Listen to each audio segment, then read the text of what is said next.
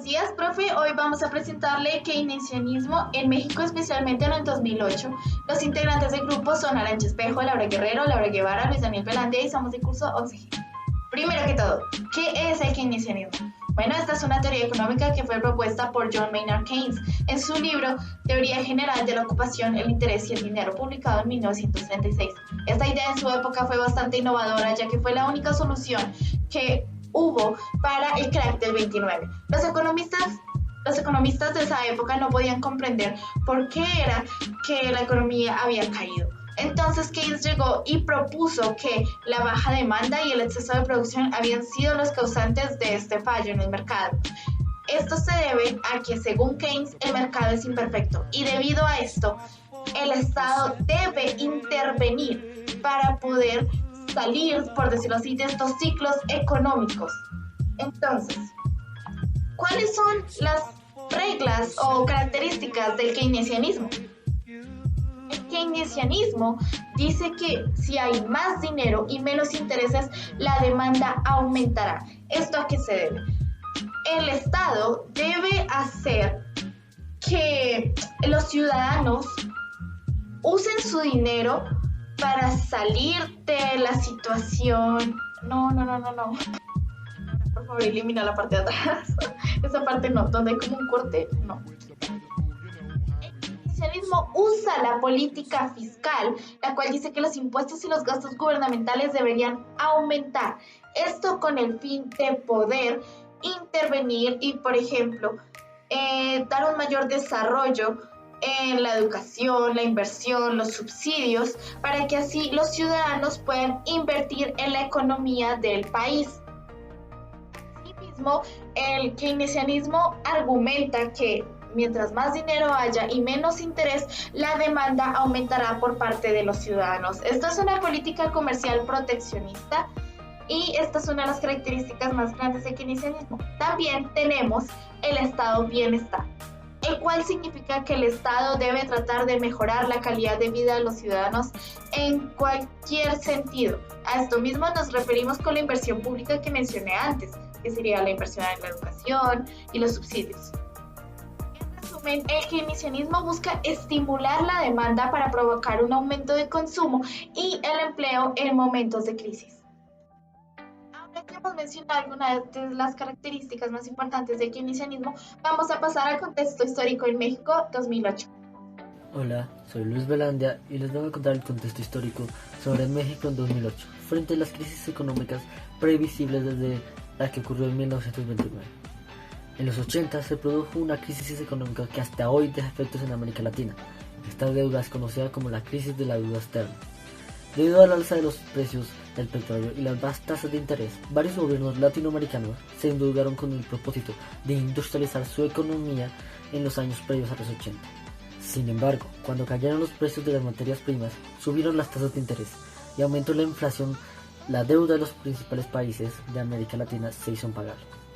En el caso de México, cuyo ministro de Hacienda, Jesús Silva Herston Flores, declaró insolvente al país en 1982. Las negociaciones para acceder a los créditos del Fondo Internacional Monetario fueron muy duras. Esta organización pidió reajustar la economía, liberalizar el mercado y recortar el gasto público en el fin de utilizar ese dinero para pagar la deuda. Aquí podemos ver como tal el presidente dio inicio al periodo de keynesianismo, Emilio Portes Gil, de 1928 a 1933, y podemos observar el presidente que da fin al periodo de keynesianismo, Felipe Calderón Hinojosa, de su periodo de 2006 a 2012, generando el fin en 2008. Bueno, les voy a hablar sobre las ventajas y desventajas del keynesianismo. Una de las ventajas es la disminución del desempleo, ya que el Estado crea nuevas infraestructuras, lo cual es otra ventaja, como pueden ser hospitales. Y al crear estos hospitales, el Estado le da empleo a muchas personas, quienes obtienen más ingresos y por ende pueden comprar cosas y seguir con el comercio. Otra ventaja son las inversiones, ya que pues el Estado da algunos incentivos a las empresas que pueden ser o no pagar impuestos o directamente darles dinero para que estas empresas puedan contratar personas y seguir produciendo los bienes. Y así pues que estas personas, los empleados, compren cosas y sigan con el comercio. O si no, también dan incentivos directamente a la gente para que las personas compren y de igual manera sigan con el comercio. Una de las desventajas es la inflación, principalmente, ya que pues por las ayudas dadas por el gobierno pues los precios se descontrolan. Otra desventaja es la deuda externa, ya que pues digamos para salir de esta crisis el país puede pedir ayuda a otros y pues generando una deuda externa. Y otra desventaja sería el menor número de importaciones, ya que pues el Estado se concentra en los productos a nivel nacional, pues generando que se hagan menos importaciones y pues no se puedan acceder a ciertos productos que solo producen, digamos, otros países.